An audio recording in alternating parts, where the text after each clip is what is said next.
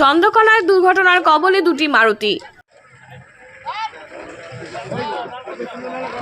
ছিলাম ফেরার পথে মাঝ রাস্তায় ও আমাকে গাড়িটা লক্ষ্য করে, ও আমাকে চিনা সত্ত্বেও ও আমার দিকে চেপে যেয়ে ও আমাকে মারতেই আমি সাইডে নেমে যাই আমার গাড়িটা পাল্টে যায়।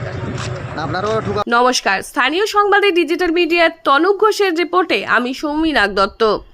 শ্রীনগর সন্দীপুর রাজ্য সড়কের দুর্ঘটনার কবলে দুটি মারুতি ভ্যান। জানা যায় একটি মারুতি শ্রীনগরের দিকে আসছিল এবং অপর মারুতিটি সন্দীপুরের দিকে যাচ্ছিল। দুটি মারুতির মুখোমুখি সংঘর্ষ হয়। সংঘর্ষে একটি মারুতি নয়নজুলিতে পড়ে যায়, অপর মারুতিটি রাস্তার পাশের আমবাগানে ধাক্কা মারে। চিৎকার চেঁচামেচিতে ছুটে আসে এলাকাবাসীরা। পুলিশে খবর দেওয়া হয়। ঘটনাস্থলে রামজীবনপুর ফাঁড়ির পুলিশ আসে।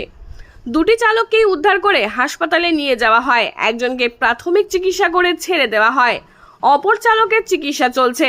কী কারণে দুর্ঘটনা পুলিশ খতিয়ে দেখছেন।